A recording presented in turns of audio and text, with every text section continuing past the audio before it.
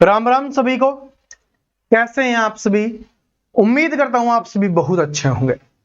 और दोस्तों, हमने जो आपके एचएसएससी एग्जाम्स के लिए इंडिया जीके की शुरुआत की है, इंडिया जीके हम पढ़ रहे हैं, उसमें हमारी पीवाईक्यू सीरीज की पहली आज क्लास होने वाली है। देखो, प्रीवियस ईयर क्वेश्चंस पढ़ना जरूरी है, उनसे हमें समझ में आता है बहुत कुछ कि एग्जाम कैसा बनता है, किस तरीके के क्वेश्चंस आते हैं। ठीक है जी, वो चीज।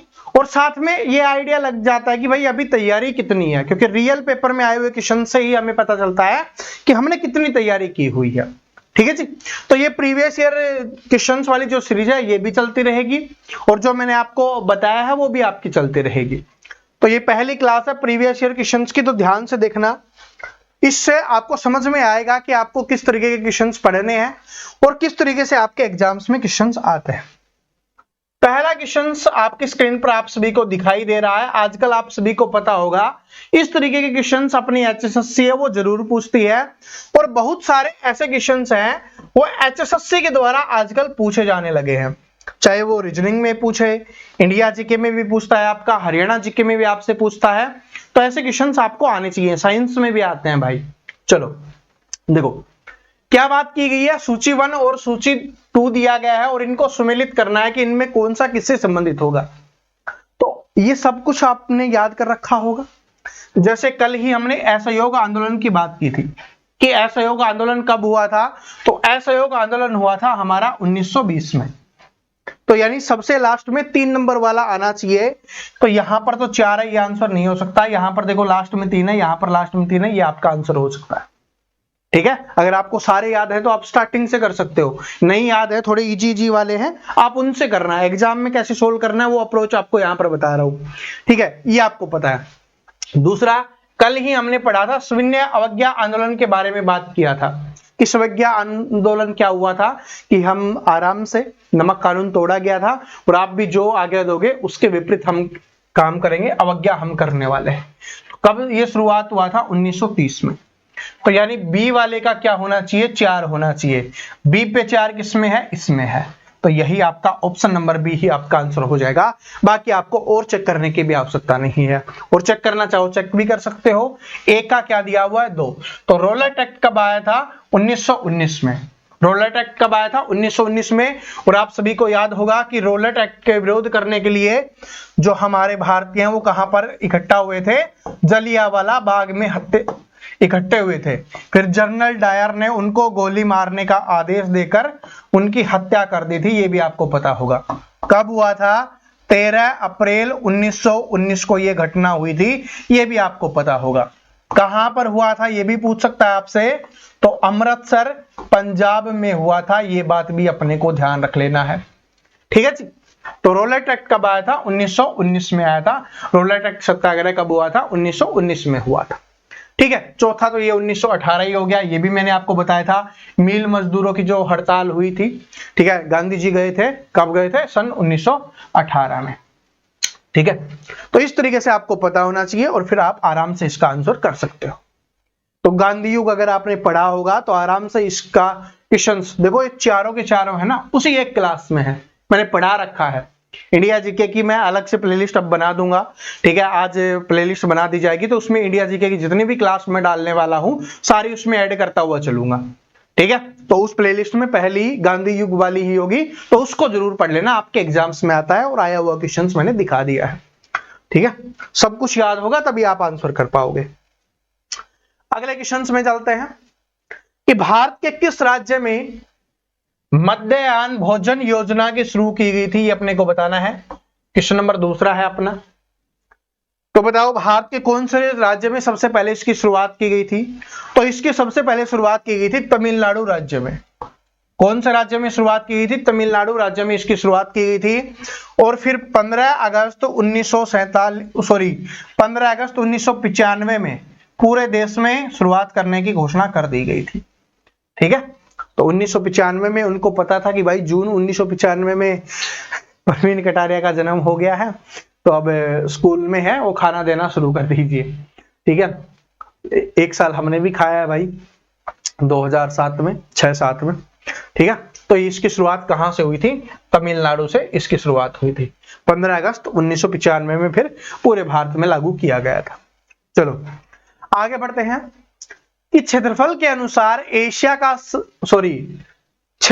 अनुसार एशिया के बाद दूसरा सबसे बड़ा महाद्वीप कौन सा है, ये अपने को बताना है। तो सबसे बड़ा महाद्वीप कौन सा है? तो जो एशिया महाद्वीप है ये क्या हो जाएगा? सबसे बड़ा महाद्वीप हो जाएगा। ठीक है, एशिया महाद्वीप क्या है? सबसे बड़ा महाद्वीप है। लेकिन दूसरे नंबर का हमसे पूछा है, दूसरे नंबर का आपको बताना है कि दूसरे नंबर का सबसे बड़ा महाद्वीप कौन सा है। तो जो अफ्रीका महाद्वीप है कि दूसरे नंबर का क्या हो जाएगा? सबसे बड़ा महाद्वीप हो जाएगा। ठीक है जी, पहले नंबर पे एशिया हो गया, दूसरे नंबर पे क्या हो जाएगा? अफ्रीका हो जाएगा। एशिया में कितने देश हैं? आपसे ऐसे भी एग्जाम्स में पूछा जाता है कि जो एशिया महाद्वीप है उसमें कितने देश हैं? तो 48 देश हैं।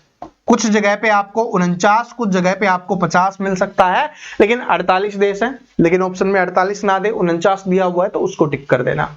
ठीक है जी, समझ में आ गया? तो ये हो जाएगा।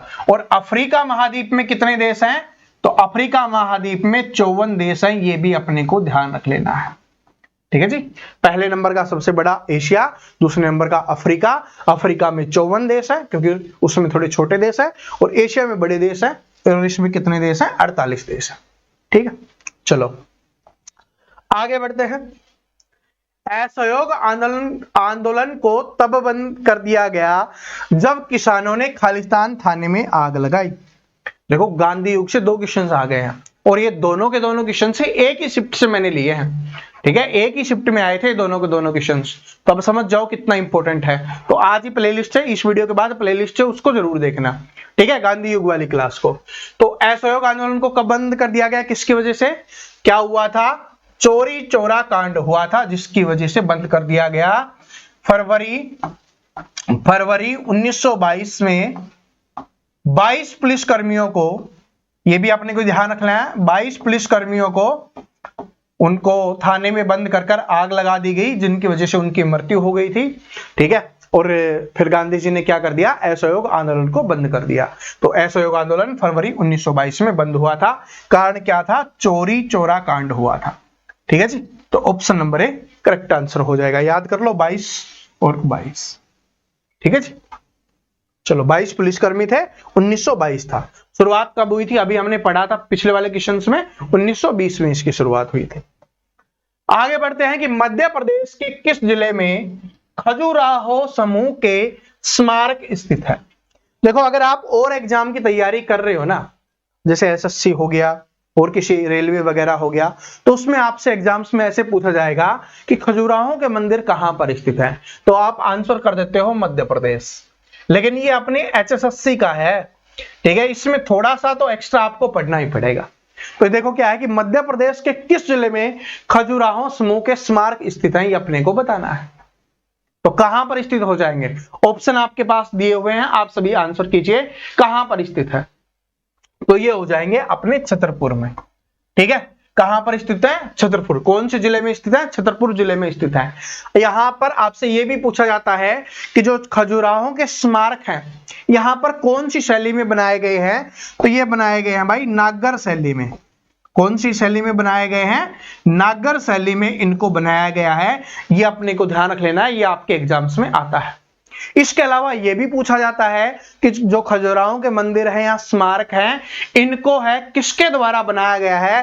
कौन से शासकों के द्वारा बनाया गया है?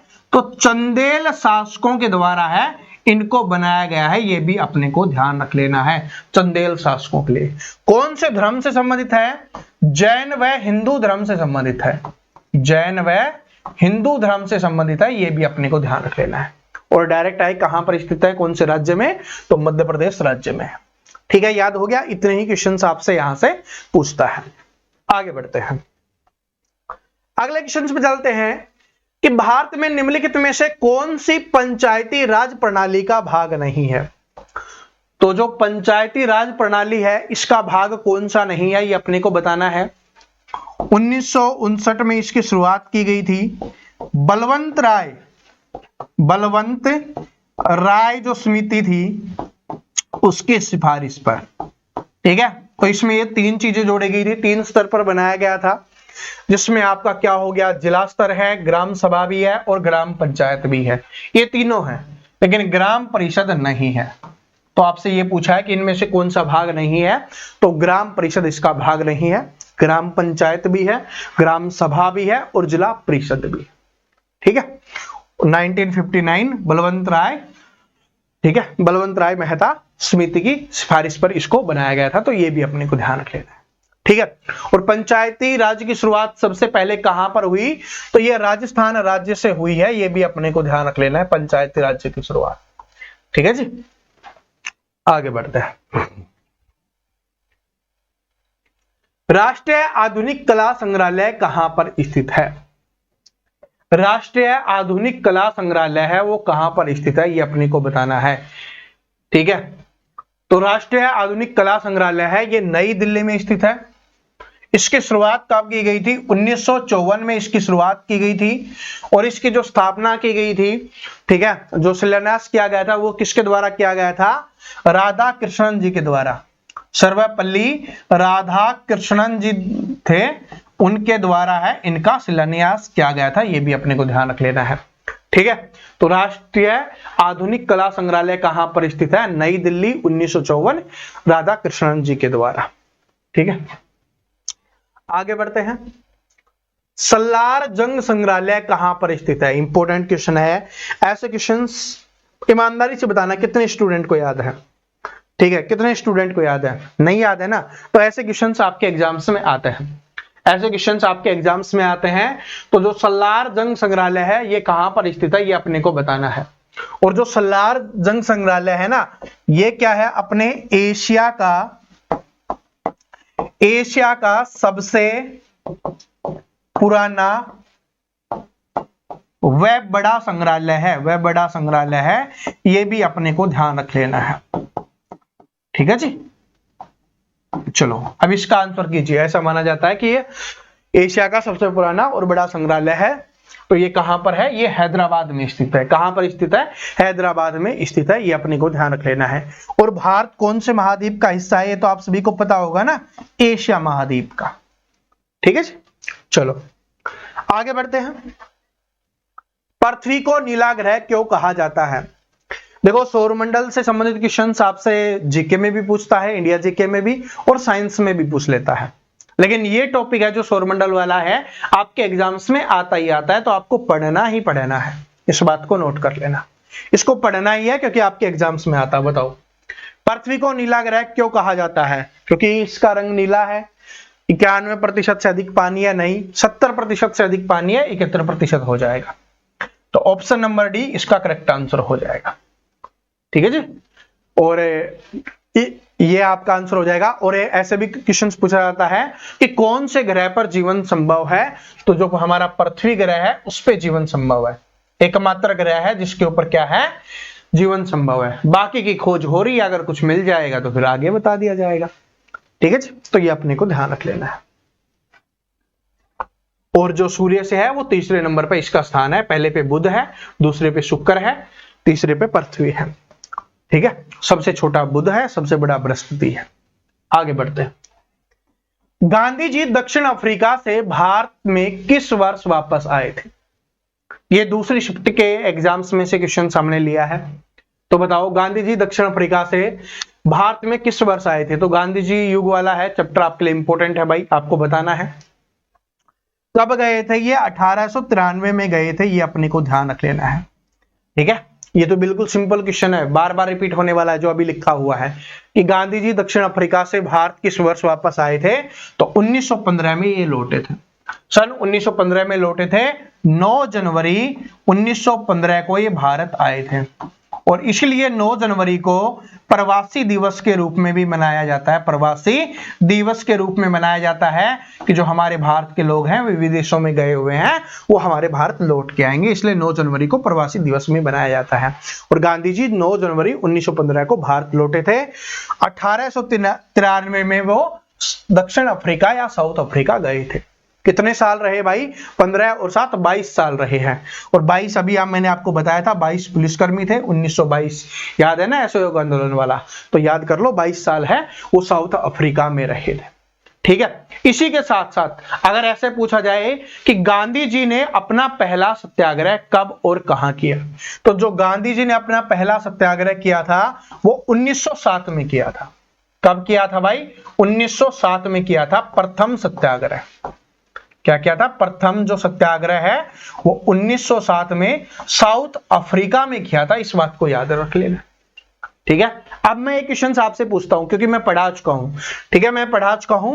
भारत में प्रथम सत्याग्रह, भारत में प्रथम सत्याग्रह है वो गांधी जी ने कब किया, ये अपने को बताना है। सभी स्टूडेंट को कमेंट करके बताना है पहला सत्याग्रह कब किया। ठीक है जी। और अगर पूछा जाए गांधी जी का प्रथम सत्याग्रह 1907 में साउथ अफ्रीका में किया। 1893 में गए, 9 जनवरी 1915 को वापस लौट के आए। उस दिन प्रवासी दिवस मनाया जाता है 9 जनवरी को। ठीक है, तो आगे बढ़ते हैं। आगे क्वेश्चन है कि भारत के राजनीति के भविष्य को निर्धारित करने के लिए ब्रिटिश सरकार ने वर्ष 1927 में एक आयोग को भेजा था जिसका नेतृत्व किसने किया था? तो 1927 में कौन सा आयोग आया था? सभी को याद होगा। इस समय कौन आया था भाई? इस समय साइमन कमीशन भारत आया था। कौन आया था? साइमन कमीशन भारत आया था। और साइमन कमीशन क्यों कहा गया? क्योंकि साइमन के द्वारा है इसको लीड किया गया था। तो किसके द्वारा किया गया था? साइमन के द्वारा है इसका नेतृत्व किया गया था, लीड किया गया था, इसलिए इसको साइमन कमीशन के नाम से जाना जाता है। और इसका विरोध है हम भारतीयों ने किया था क्योंकि इसमें कोई भी भारतीय नहीं था, इसलिए इसको श्वेत कमीशन के नाम से भी जाना जाता है। श्वेत का मतलब आप समझते हो ना, अंग्रेज। ठीक है, तो इसको श्वेत कमीशन के नाम से भी जाना जाता है, ये भी अपने को ध्यान रख लेना है। ठीक है, 1927 में ये भारत आया था, इसमें कोई भी भारतीय नहीं था, इसकी वजह से इसका विरोध किया गया था। अगला क्वेश्चन बहुत इंपॉर्टेंट क्वेश्चन देखो, एक ऐसा क्वेश्चन आएगा ही आएगा जिसमें आपको बहुत ज्यादा दिमाग लगाने की आवश्यकता होगी, और अगर आप थोड़ा सा भी दिमाग नहीं लगा पाए तो आंसर नहीं कर पाओगे, क्योंकि ना कोई बुक्स में आपको देखने के लिए मिलेगा, ना कोई टीचर करवाने वाला। मैंने ये नहीं बोलूंगा कि मैं करो, नहीं, ऐसे क्वेश्चंस है कोई टीचर नहीं करवा सकता, ये सिर्फ HSSC है बनाती है, पता नहीं ये कहां से बनाती है, वो वही सोचे वही समझे, लेकिन ऐसे क्वेश्चंस आएंगे, इनको करना ही पड़ेगा, लेकिन थोड़ी समझदारी दिखा के आप कर सकते हो।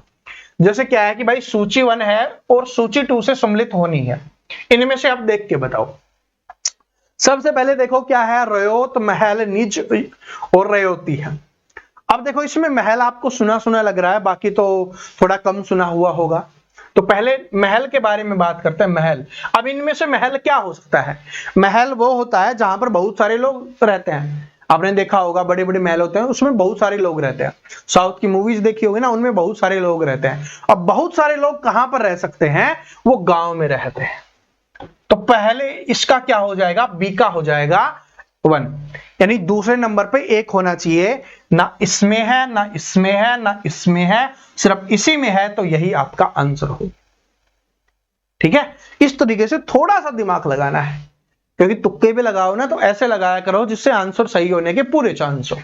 अब देख लो, मैं यहां पर याद करवा देता हूं, याद कर लेना। पहले का क्या है? देखो पहले का क्या है आपका 2 नंबर वाला। तो रयोत क्या होते हैं? जो आधुनिक भारत था, ठीक है, जिस समय मुगल और अंग्रेज शासक कर रहे थे, उस समय जो रयोत है वो किसको कहा जाता था? जो खेतीहर किसान होता था उसको रयोत कहा जाता था। ठीक है जी, जो खेतीहर मजदूर या किसान आप बोल लो, जो खेतीहर किसान होता था जिसके पास खेती नहीं होती थी, उसको क्या कहा जाता था? रयोत कहा जाता था। ठीक है, महल का तो आपको पता ही चल गया, गांव हो गया। उसके बाद तीसरे का क्या है? चौथा है। यहां पर देखो सी का क्या है? 4 है, तो सी का क्या हो जाएगा? 4। अब निज का मतलब होता है, निज का मतलब होता है निजी वस्तु। ठीक है, बोला जाता है ना कि भाई वो तो उसकी निजी चीज है, उसका निज है, तो निज का मतलब होता है निजी वस्तु। तो निजी वस्तु क्या होगी? अपनी भूमि पर खेती करना, क्योंकि यहां पर खेती और किसानी और गांव की बात ही हो रही है। तो निज का मतलब होता है खुद की चीज, और खुद की क्या होगी? अपनी भूमि। अपनी भूमि का मतलब होता है अपनी खेती।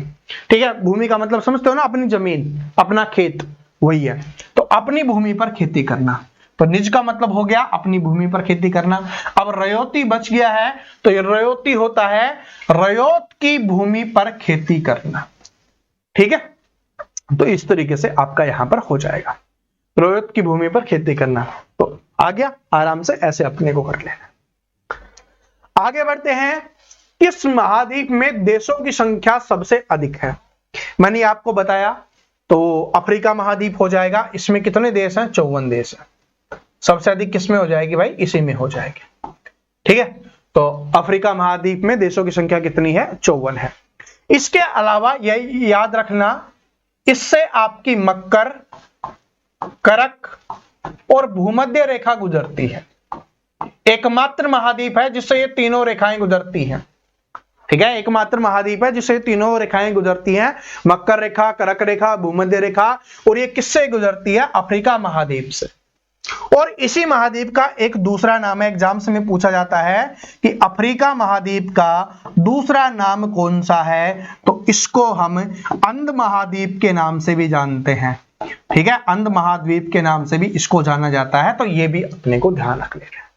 ठीक है जी, आगे बढ़ते हैं। किस लकड़ी से सबसे बढ़िया बल्ले बनाए जाते हैं? किस लकड़ी से सबसे बढ़िया बल्ले बनाए जाते हैं? बल्ले मतलब समझते हो ना, क्रिकेट वाले जो अपने बल्ले होते हैं, वो कौन सी लकड़ी से सबसे अच्छे बनते हैं? तो आपने ये तो बहुत बार सुना होगा, लड़के तो जानते होंगे, विल्लो का वृक्ष होता है, विल्लो की जो लकड़ी होती है उससे है सबसे बढ़िया जो बल्ले हैं वो बनते हैं। बल्ले समझ गए ना, क्रिकेट वाले बैट, क्योंकि ये जो लकड़ी होती है वो हल्की होती है, हल्की होती है और मजबूत होती है। ठीक है, विल्लो वृक्ष की जो लकड़ी होती है वो क्या होती है? हल्की व मजबूत होती है, जिसकी वजह से इससे बल्ले बनाए जाते हैं, ताकि जब भी बॉल लगे सिक्स जाए, फोर जाए, विराट वाला चौका और रोहित शर्मा वाला छक्का। ठीक है जी, चलो आज सिर्फ इतने ही क्वेश्चंस रखते हैं, क्योंकि आपको पता है थोड़ा सा इन्वर्टर वाला, बिजली वाला प्रॉब्लम हो रहा है। आज भी नहीं आए, आज कोशिश है कि आज आ जाए, ठीक हो जाए, तो फिर क्लास की जो ड्यूरेशन है उसको बढ़ा देंगे, क्लास को 1 घंटे तक हम ले जाएंगे इंडिया जीके वाली। ठीक है, इंडिया जीके में हरियाणा जीके, इंडिया जीके और साइंस मिक्स करके प्रीवियस ईयर क्वेश्चंस मैं आगे आपको करवाने वाला हूं। बाकी जो आपकी सीरीज है वो आपकी चलती रहेगी। ठीक है, टेंशन मत लेना, कोई भी प्रीवियस ईयर क्वेश्चंस भी मैं आपको करवाने वाला हूं, प्लस में जो इंपॉर्टेंट टॉपिक्स हैं वो भी मैं आपको पढ़ाने वाला हूं। चेक कर लेना पूरे यूट्यूब पर। हरियाणा के लिए टॉपिक्स नहीं पढ़ाए जाते क्योंकि स्टूडेंट इंटरेस्टेड नहीं होते, लेकिन मुझे पढ़ाना है। ठीक है, जो इंपॉर्टेंट है ना 5, 10, 15 टॉपिक्स हैं वो जरूर पढ़ाऊंगा। इसके अलावा जो बाकी है प्रैक्टिस सेट वगैरह और जो अपनी ये क्लासेज आने वाली है उनमें आपका कवर हो जाएगा। ठीक है, हिस्ट्री, पॉलिटी, ज्योग्राफी की जो अलग अलग क्लास आएंगी उनमें आपका कवर हो जाएगा। और लास्ट में क्या है, आपके एक्सपेक्टेड क्वेश्चंस है वो मैं आपको करवाने वाला हूं। ठीक है, तो कोई भी टेंशन लेने की आवश्यकता नहीं है। जितने भी नए स्टूडेंट है चैनल को सब्सक्राइब करके बेल आइकन को प्रेस कर लो और अपने दोस्तों के साथ शेयर कर देना। जय हिंद।